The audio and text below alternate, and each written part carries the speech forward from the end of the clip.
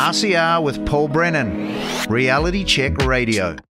Peter Boehringer is a member of the Deutsche Bundestag and vice chairman of the AFD Party, the Alternative für Deutschland Party.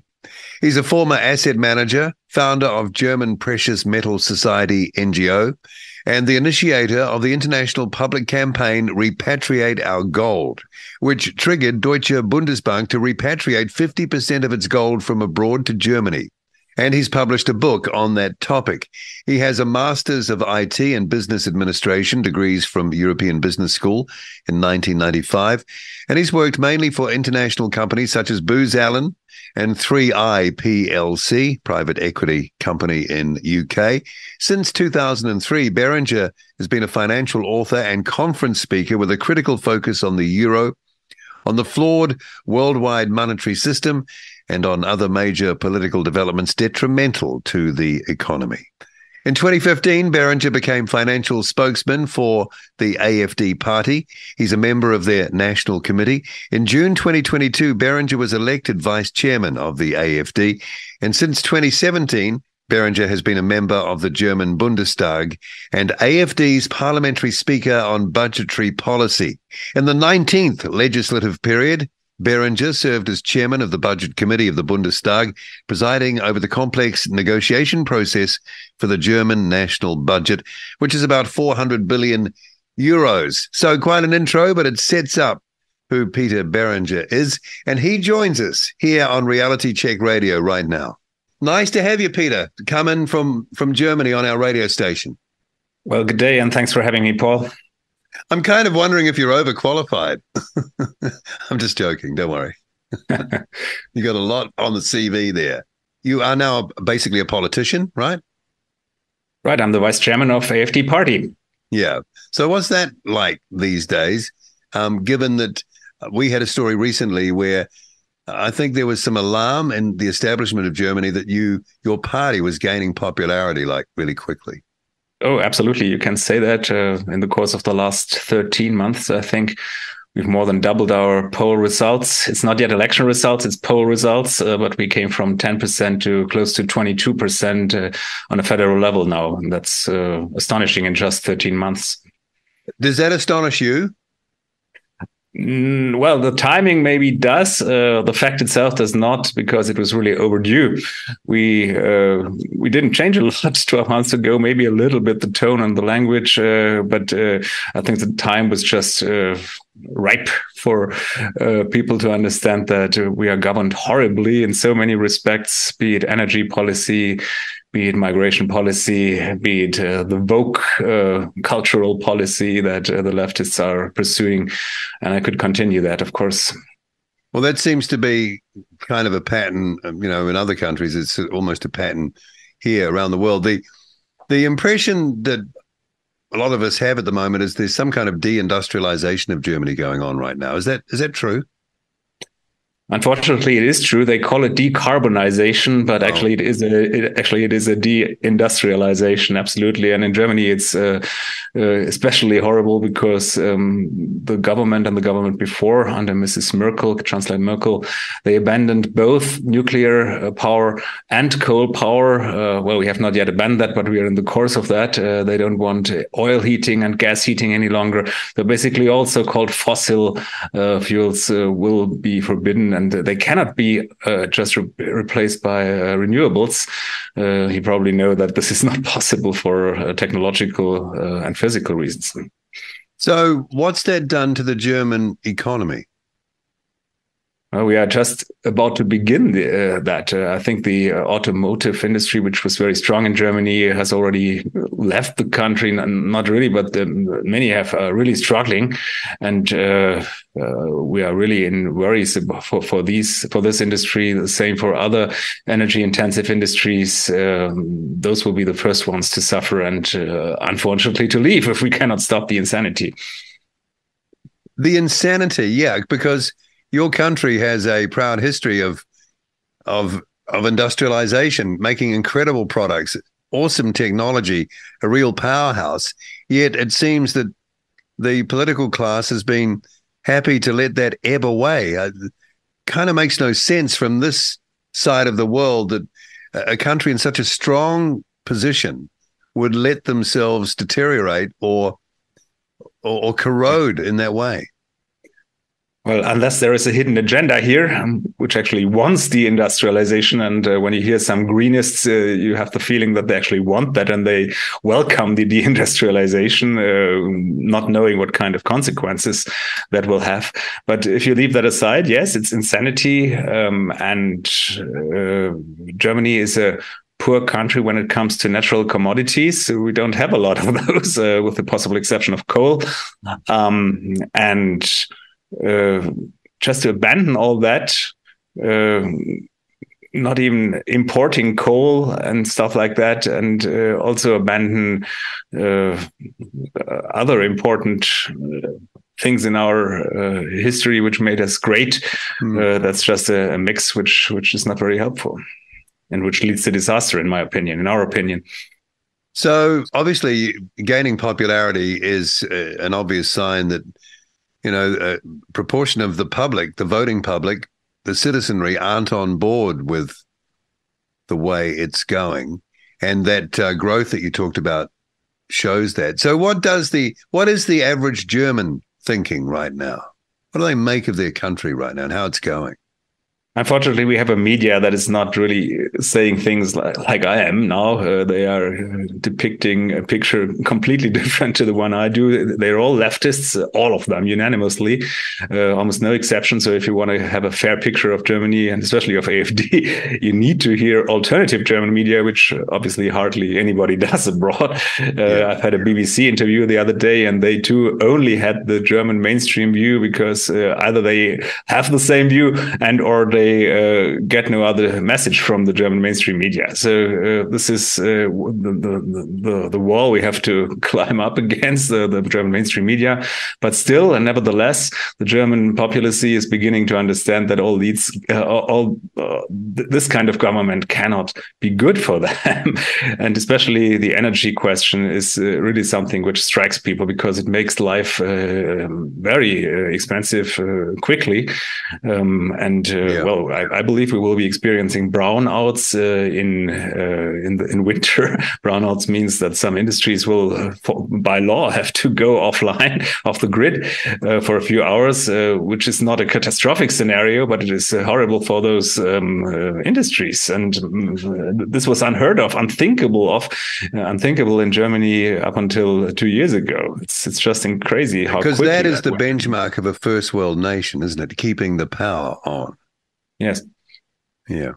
What about that NordStream? What do you call it? Explosion, destruction. That's compromised energy, as I understand it. Correct me if I'm wrong, but it seems like your ally did it. Right. Initially, you were cautious and said it's an explosion. It was more than an explosion. It's absolutely clear that this was a sabotage and an act of war, actually, against Germany. But from your ally, from an ally, it seems.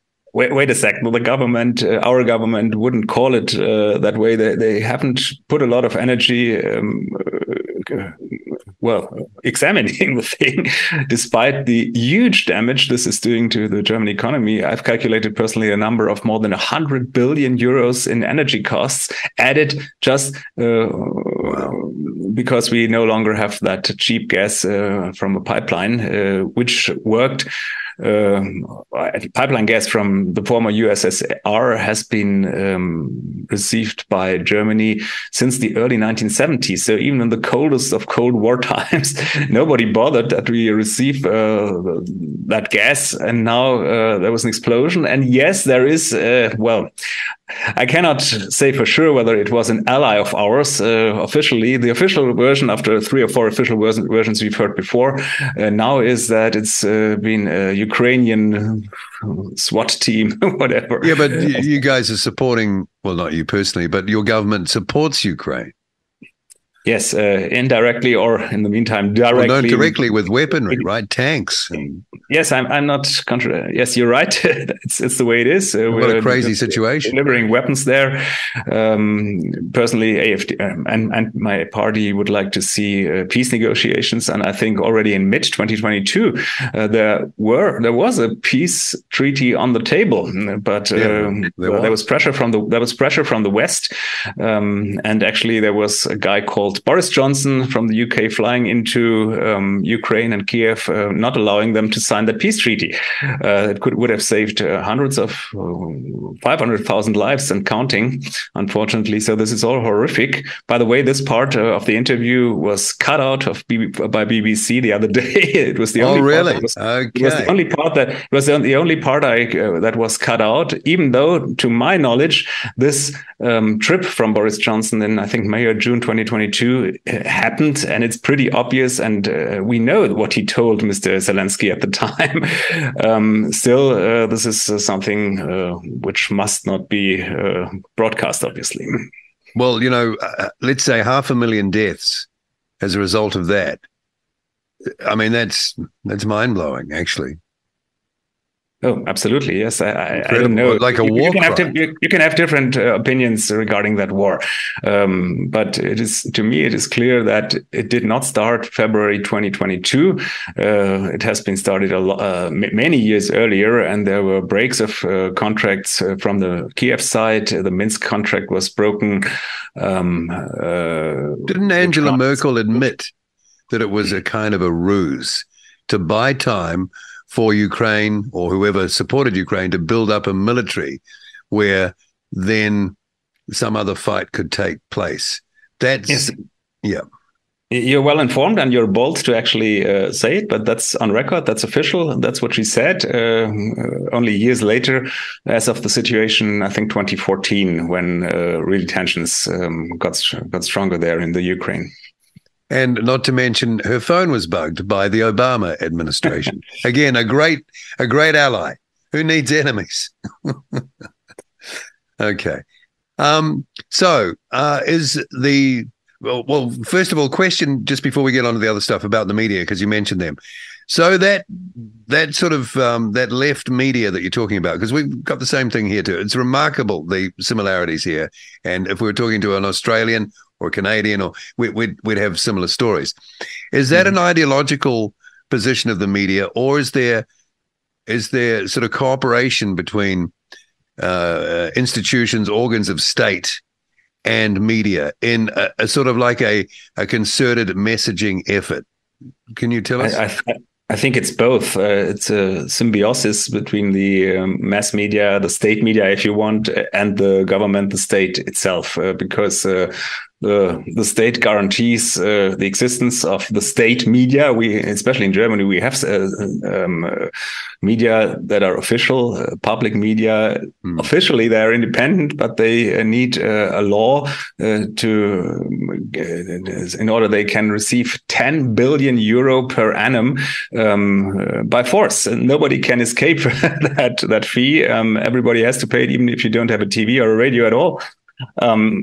So that media, and they make up the majority of the German mainstream media, have a clear interest, an existential interest to support the current the government, which is you can't bite the hand that feeds. And vice versa. The government depends on that sort of media, of course, because they get good media coverage. It's very trivial, but it's increasing. We have seen that for decades, but it's really become very, very obvious. There is no independent mainstream media in Germany any longer. Not even the private ones, who by other means receive a lot of government money.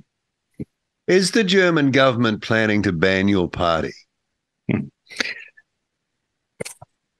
Well, officially, it's not yet the government, but it's government agencies. I think you've sent me before our talk several articles from the Deutsche Verfassungsschutz, the German constitutional agency, and even of a human rights agency who demand our banning. Both agencies are government agencies, even though they have pretty innocent names. A human rights agency. It doesn't sound like a state agency, but it is. They report and get their grants directly from the Ministry of the Interior in Germany, led by a left extremist, Mrs. Faeser. And the same lady leads the German Constitutional Agency, which also is a government agency. These guys are not at all independent, but they collect material, somehow accusing us of word crimes. Usually it's only word crimes. We always use word crimes, and words become deep. Can you give us an example of what a word crime would be in that case? Well, we use the wrong language. Sometimes it's just a strong language. If we, as opposed to the government, talk about a regime, which you do not have to say, but sometimes it happens.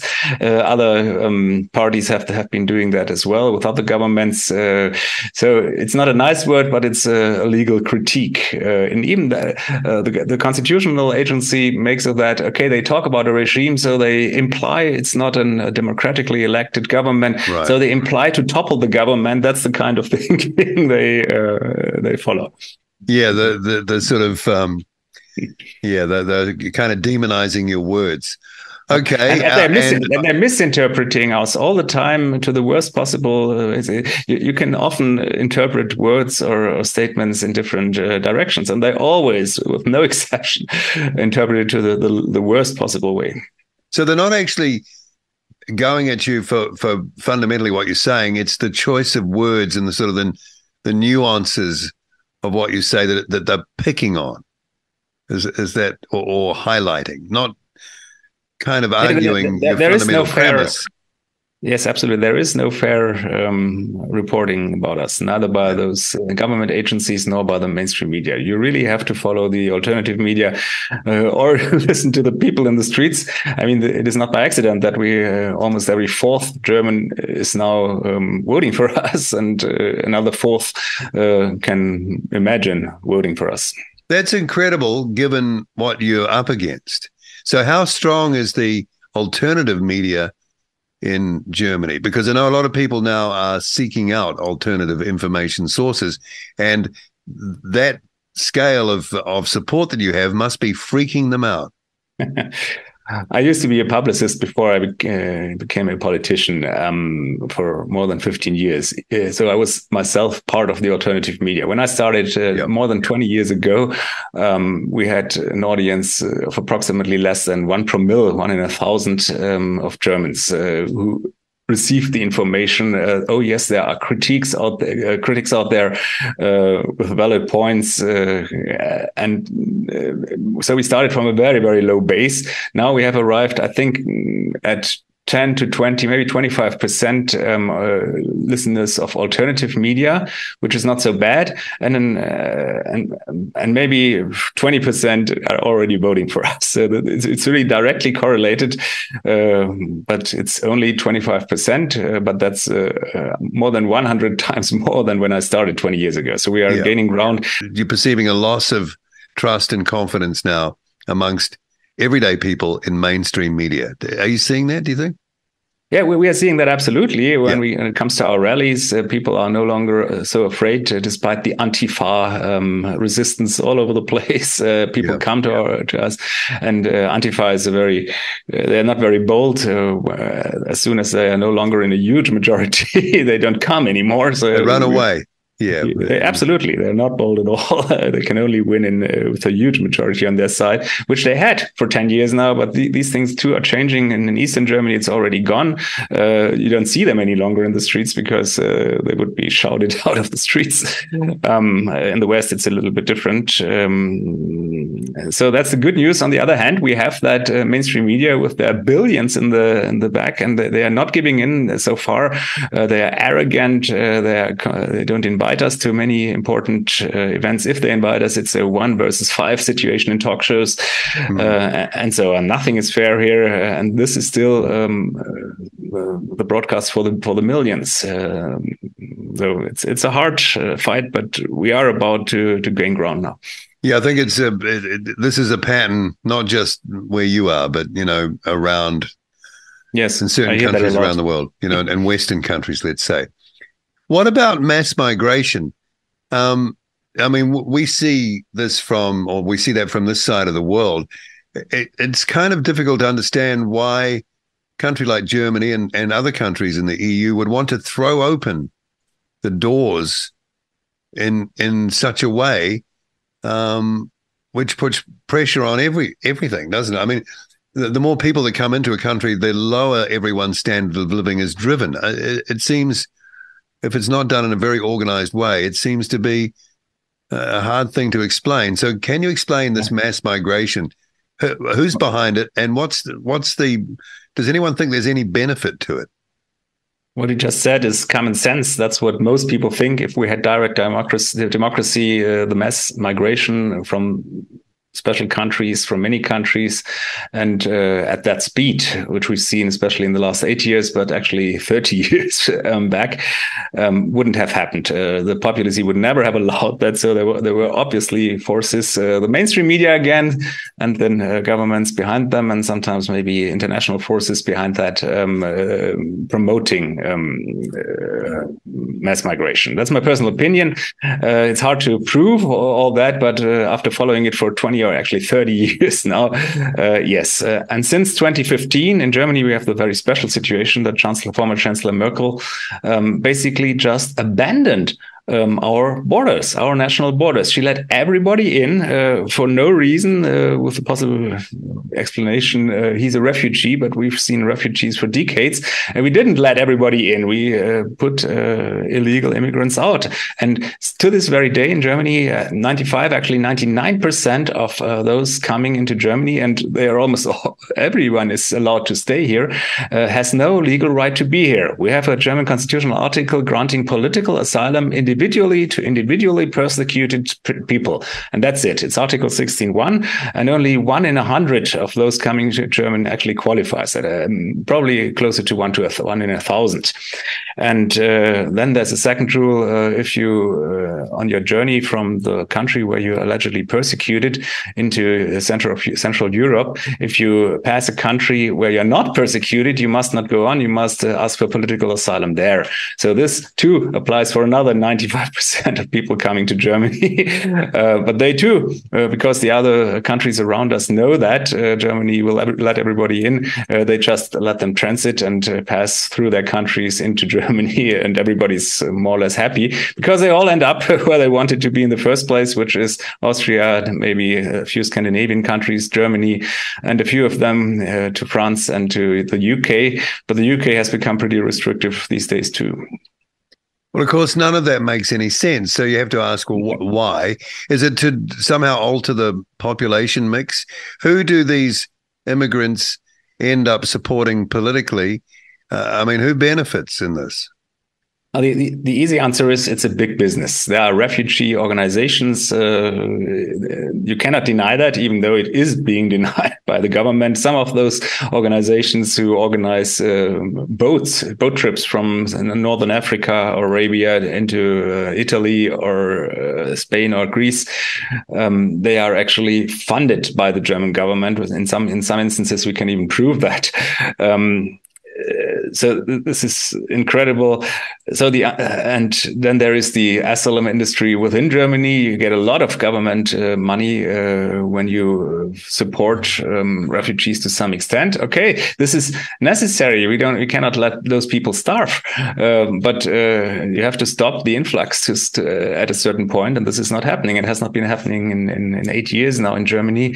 We are seeing 700,000 people coming into one of the most densely populated country in the world, which is Germany, well, illegally. Most of them are they're illegal. Well, who else could profit? We are now getting into conspiracy theory areas, but there are. Well, but you've got to explain why you do something so irrational, right? First of all, it's not legal. So what's the point of having laws? So yes, but laws are just not being executed since 2015, and this is really past a certain volume of people. It's virtually impossible to do that, isn't it? I mean, you got to process hundreds and hundreds of thousands of people, and but sort of once they're in, you know. It's correct for those who are in. For those, it's difficult. But as soon as you start pushing or sending people back, just say 1,000, not more. It's not more. The word will spread all over the world immediately. Okay, Germany is not so easy a target any longer. Australia has made the same. They just put out the slogan a few years ago: "You will never make Australia your home," and that was enough. Yeah, they stopped. The boat stopped. It stopped almost immediately. I don't know about New Zealand. That's what Australia did. Well, Australia used to be the choice for most, and it was a bit further to go to New Zealand, but we don't seem to get any of that. It's a long way to come here. Yes. Okay, so the average German. Maybe if you allow me one remark here at this point, New Zealand has a different history, of course. Well, there were natives there, and Europeans came in there. It was more or less vice versa, but that's 200 or 500 years ago. Yeah. So I think you get along together pretty well in New Zealand, which is fine, but you don't see that speed and that type of immigrants which we are seeing. I cannot go into that in detail for legal reasons, because if I elaborated on that, the German Constitutional Court would probably fall over me. Oh, so you can't say who these people are or where they're from? Is that what you're all I can say is they are here illegally. But yes, of course, you have to have a certain homogeneity within a country.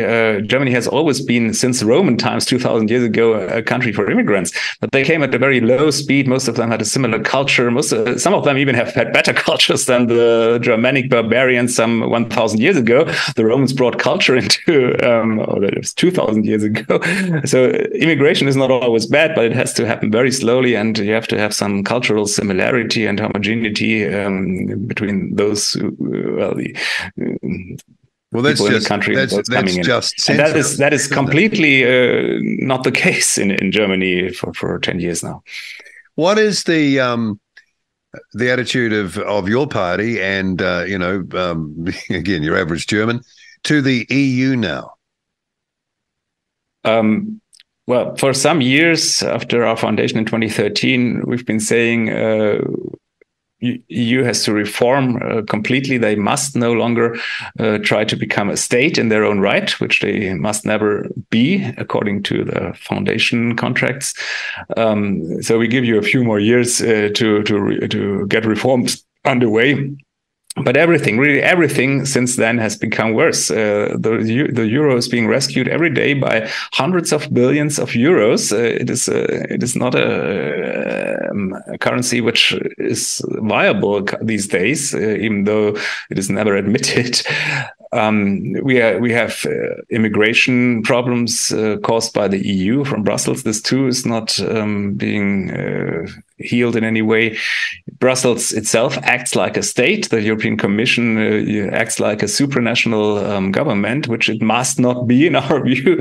So we have lost patience with the EU, and since 2021 we have a so-called Dexit policy for AFD. We want to leave the European Union, knowing that this is not so easy. We would, of course, we are proposing a replacement entity which at least upholds free trade, which is important and which we had up until 1990 only. That was the only reason for the former European Economic Community, which ended in 1990. We want to go back to some sort of that kind of union again. So basically, EU in its current form, post 1990, like you're saying there, is a kind of fail. It's a fail, is it? To me, it's a fail. Of course, it's never admitted, but even just economically, if you, from a German perspective, which is the main payer into the whole thing, it is not a good deal. You can see it a little bit different if you are a Greek citizen from an economic perspective, but that's only the economy side. There's also cultural sides and questions of sovereignty. The nation states cannot survive under this kind of EU, and we would like to have nation states survive, including Germany. If you were at the levers of power and you could make this happen, how long a process would you be happy with to leave? How long would it take to unbundle and get out? I think the very moment we just threatened, if we were in power, to pay a little less and less transfer money into Europe, there would be a lot of willingness to negotiate with Germany. This was not the case. And interestingly, when Britain left, Nigel Farage did a great job bringing Britain out of the European Union. But Britain, especially after Farage, was not strong enough to negotiate a fair deal. So that's one of the reasons why the UK have so many problems now. That is not due to their leaving the EU, but because there is they couldn't negotiate a good concessive deal. Is that because they were just not good at negotiating, or the EU had something over them, or? Because the EU could survive without the UK. It was not so easy because they too were a paying state, an important state, but it could go on. And the French were not so unhappy with UK leaving anyway, because now French is the dominating language besides English. But the French indirectly have become more important now. The EU could survive without the UK, and it is just unthinkable that the remaining EU, can survive without Germany. So we would be in a better negotiation position, I think. We would not, as AFD, personally, I would, of course, not leave the EU unprepared. We would have to negotiate. Yeah. You couldn't just walk away, right? And they woke up one morning and you'd gone, kind of thing. There are contracts in place. We don't want to prompt chaos, of course. No. What about NATO? NATO is a more difficult thing because there is no clear replacement. After EU, we have... But do you need it? We have strong nation states, which we had up until 1990, so the world can go on without the EU. When it comes to NATO, even our party members are split a little bit because some fear that there is no real replacement. And you have posed the right question, do you need it? That is really the ultimate question. Because Russia is a Christian country. It's not a communist country anymore. And it hasn't been for a long time. Okay, it might be authoritarian. It's a culture that has a history, and it's big and it's unwieldy. But fundamentally, there's more in common than not, you would have thought, between a country like Germany and Russia. Yes, I agree there, but propaganda has worked to some extent, and even in Germany, quite a few people still remember the World War II situation when Russia, or the USSR, obviously was the enemy, and the Cold War up until 1991, when Russia also still was the enemy. This is to some extent rooted in many people's heads. Personally, I'm completely of your opinion, which you just described. We should leave the thinking of the Cold War. Today's Russia is no longer the former USSR. But there are many people, even within my own party, who think otherwise. And even if you leave the Russia question aside, some say, okay, you have to have a strong army. We don't have that. The Deutsche Bundeswehr is not strong at all. So we have to have some sort of defense organization, and all we have is NATO. So we're not yet at that point that we have decided to leave NATO, but the Americans are not making it easy for us to to keep following these days. And not easy to rebuild the military with brownouts, right? I mean, you'd have to pick your time on when you build stuff. Okay, it's so expensive building up an own military, and it'll take 10 years. Yeah. Okay. We saw a news item that, and I think we read it out on our station not too long ago, that the AFD, one of your political candidates, was assaulted in an attack. Do you have any worries about safety, things like that, as this popularity increases and the forces are up against each other? Are you worried that something could give? On the one hand side, situation becomes more riskier for us because we gain popularity and this prompts more resistance. On the other hand, those individual attacks, and this was not the only one which you've just cited, we're experiencing that, several times a year, unfortunately. That kind of situation will probably we will not see so much in the future because of what I already said. The Antifa is not bold, right? It's those people, minority. So strength actually protects us here when it comes to individual attacks. But the general attacks, the organized attacks from the state, from the government, from their agencies, from their informal ground troops called Antifa. they will probably still increase for a little time to come. Yeah, so we have to live with the risk. Well, everybody working in a leading position for AFD has to live with that risk. Okay, and at the local sort of government level, what are you doing there? I guess local council level, city level. What's your presence in that? Well, it's starting now, which is sensational, actually, looking at where we're coming from, that we gain local elections. We have mayors now, we have regional directors, which are government positions, local government positions, which is new for us. We're not really prepared for that, but in the local areas, it's fine. I think the few people who got actually elected from AFD are doing a good job, but this is really new. So our topics, the topics which we have to enforce: immigration, the CO2 religion, energy policy. Did you say religion? They're all federal topics. So those people on the ground have different issues to face because they have to govern a local municipality, which is different. So we are still young in that respect. Did you say, I might have misheard you, did you say CO2 religion? I said CO2 religion, yes. Yeah. You can, well, if we have 2 minutes, I can explain. Yeah, we do. Well, the IPCC claim, the Climate Commission, International Climate Commission, who established the CO2 hypotheses since the 1990s, actually, they claim and have been claiming since then that it is CO2 and CO2 only, that as the only cause will kill the world because it will become warmer more than 1.5 degrees 80 years from now. That's their modeling, according to our models. And being an IT person myself, I know that with complex models, and it's an extremely complex modeling they're doing there, it is all about garbage in, garbage out if you put the wrong input numbers. And there are so many steps on the way along those algorithms that you can end up with every result you desire. And they did.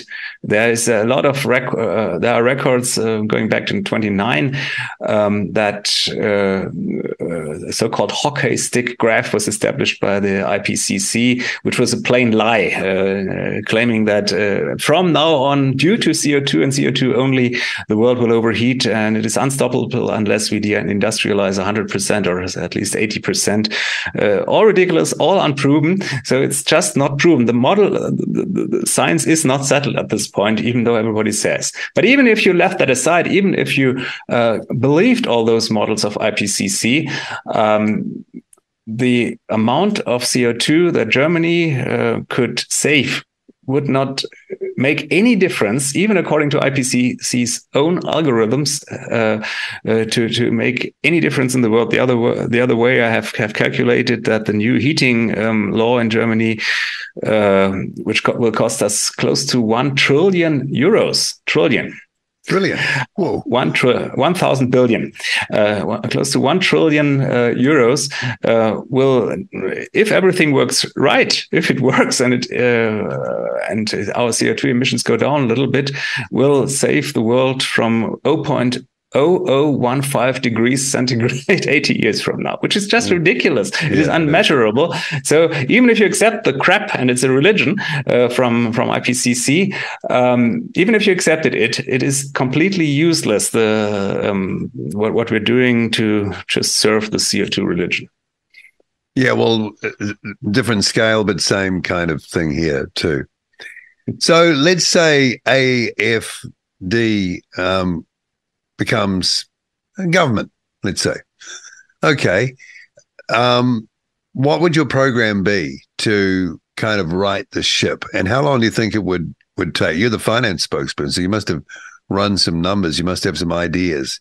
And you'd have to have a plan to get working pretty quickly on that because there'd be a huge expectation upon you. So what would that plan be? Yes. The bad news is that a few things have been destroyed for good. it's hard to change it, but obviously we would stop the illegal influx into Germany. We would only grant asylum to that less than 1% of people coming that are actually individually politically persecuted. That's certainly our first step. We would not have to change a single law. It's all about execution of existing laws. To some extent, we would probably have to ignore European laws, but other countries are doing that too. We would have to interpret the so-called Refugee Convention of Geneva as it was interpreted up until a few years ago.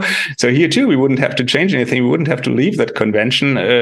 We wouldn't have to do that a lot. It is all about execution. And that's why it's so important to get the government position. It's an executive position. And today, as an opposition, we are only in a legislative situation and even in a minority. Secondly, we would give up the CO2 religion. We would bring back and abolish all laws that were brought into the Deutsche Bundestag, and there were many of them that have anything to do with the CO2 religion, with the climate thing. It is just that they don't make sense quantitatively, and personally, I think not even qualitatively. There is no reason for those laws. That too would free up a lot of funds. Then we would, as I already explained, start negotiating with the European Union. Okay, it can't go on like that. We have to find a different solution here. Culturally, we would probably also change quite something because there are hundreds of thousands of positions, cultural Marxist positions in the German budget that one could just eliminate for doing no harm. Doing no harm. Actually, you wouldn't notice it, right? You wouldn't notice they're gone. Well, probably only to the contrary, you would notice a positive change. Well, yeah, in terms of the I'm not saying that we would promote rightist or national or market-oriented NGOs because we don't believe so much in NGOs at all. But you could free up a lot of money there. And restoring the CO2 religion, you undo that. That restores then the energy sensibility back to the industrial power of Germany, does it? I forgot that.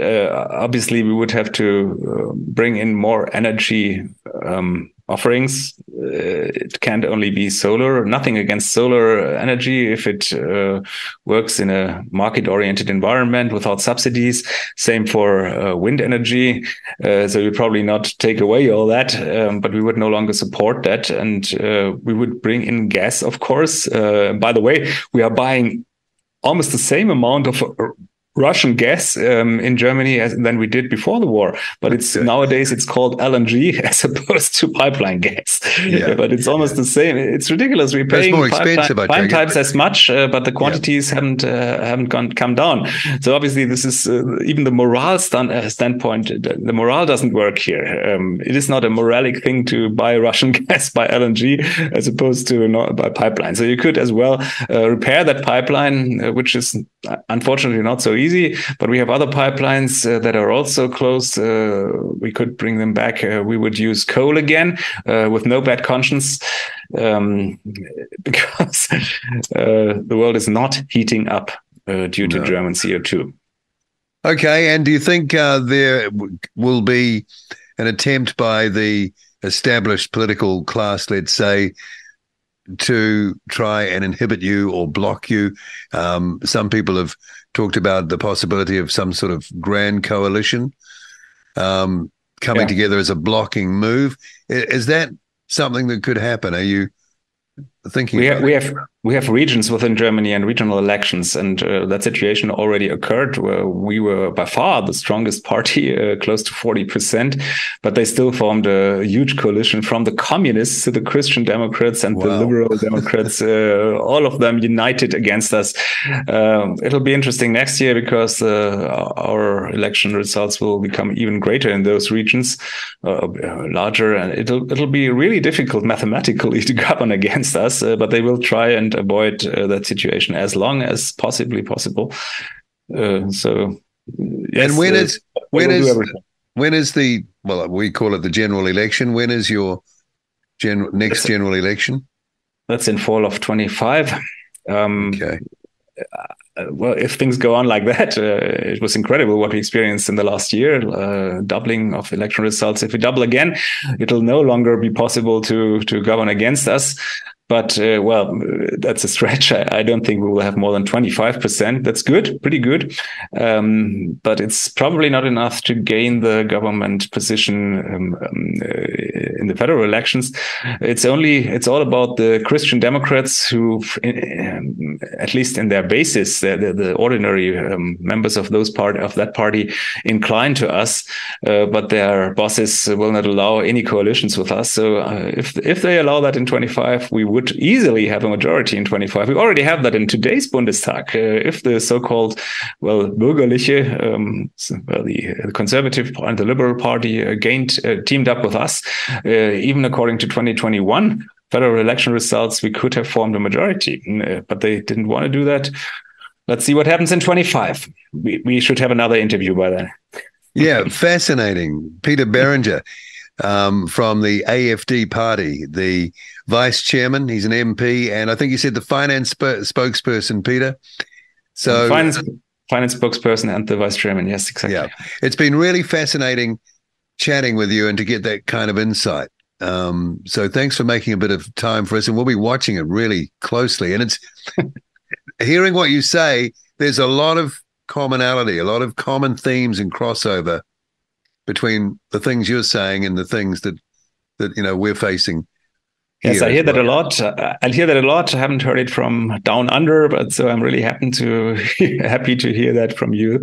So Thank you very much for having me today. RCR with Paul Brennan, Reality Check Radio.